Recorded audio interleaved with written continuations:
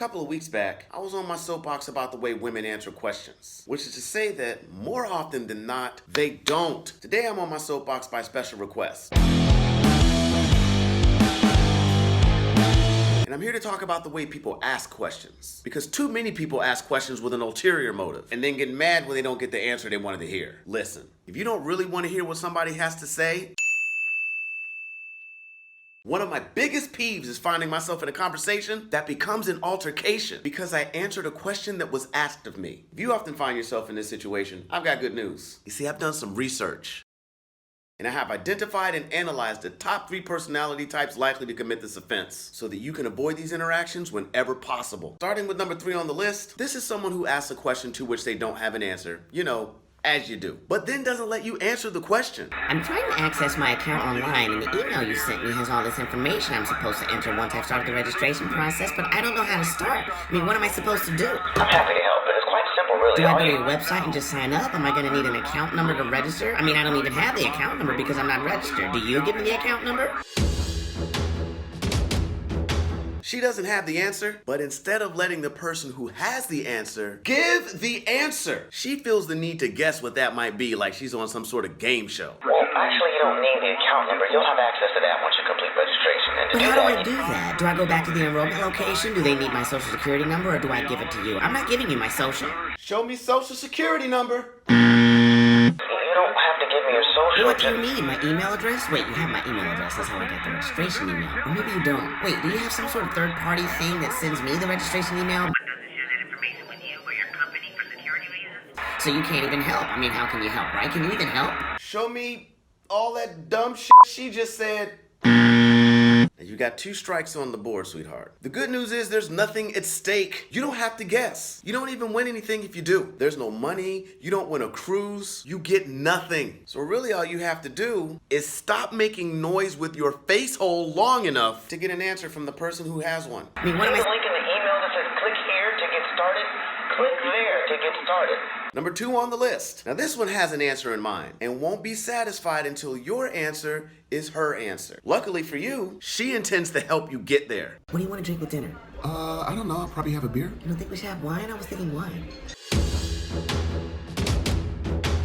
Okay, well, why don't you get wine and I'll have a beer? I don't want to drink a whole bottle by myself. You don't have to drink the whole bottle yourself. Just drink what you want. That feels wasteful. All right, fine. We'll both have wine. Okay, what kind of wine do you want? I don't really want wine. Okay, but if you were going to have wine, what would you want? I don't know, a Pinot Noir. Red? I was thinking more of a white. Yeah, but we're ordering steaks, right? It's steak night. Yeah, I know, but I was thinking of getting the salmon instead. Okay, salmon. Perfect. Pairs well with a nice Pinot Noir. Yeah, but I was thinking white would be more crisp. Okay, but I white was- then. Okay, what kind of white wine do you want? I don't really want white wine. Okay, but if you're going to have white wine, what would you get?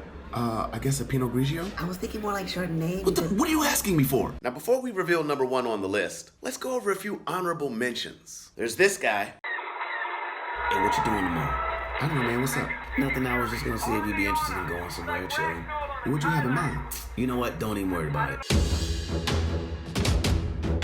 See, he can't accept anything but an affirmative answer to his question. Yes to whatever you just said and all the undisclosed elements that may come with it. I don't need any further information before I make a decision. Thank you very much. Is apparently the only acceptable answer. Wait, what's going on? Nah, just forget it. Why you can't tell me what you had in mind? Cause your participation is conditional. I don't even want it, dog. I mean, I can't Why you ask. asking all them questions? And then there's this guy. Hey, so, what do you think of this whole sweet and savory movement? I think it's great. I mean, I like meat. I like dessert. It's a no-brainer. It's 2 great tastes that taste great together. And it's time efficient.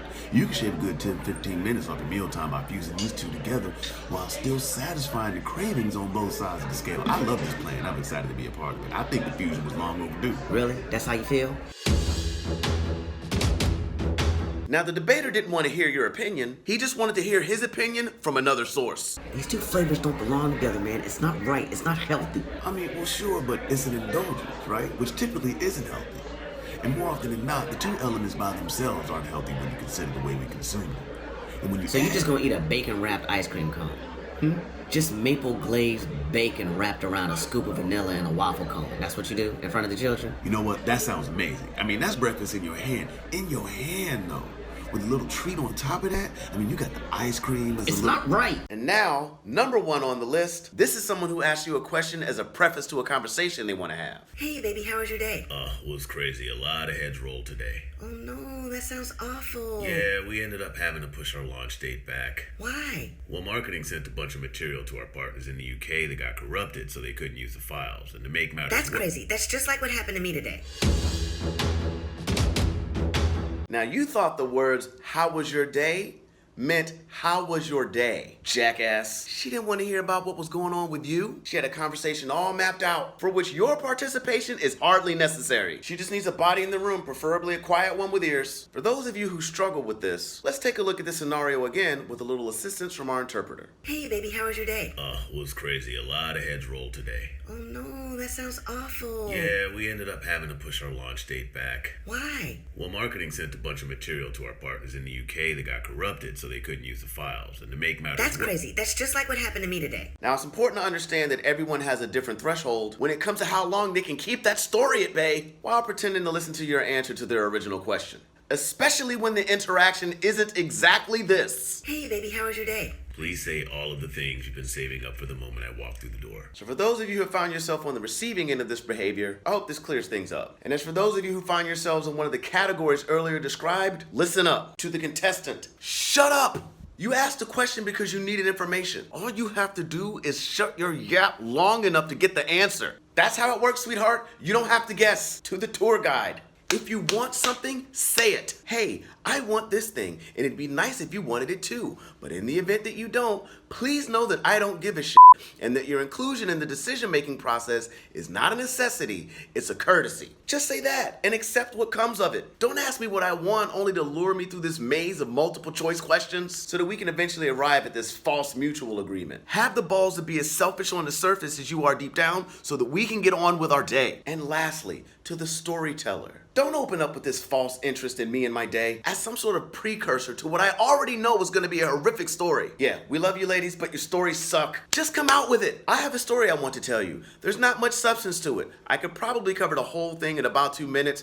but I'm definitely gonna take closer to 45. This story won't be funny, informative, or even all that interesting to you, but it matters to me. So sit down, maintain eye contact with me, and nod. Make no mistake, this is not a conversation. I don't want to talk with you, I need to talk at you. Just say that. Be honest about what I'm about to get into. And if those of you who fall into these categories can't do these things, then don't be surprised by the outcome. Because if you didn't really want to hear what I had to say, then you shouldn't have fucking asked. Hey everybody, thanks so much for watching. We really hope you enjoyed the video.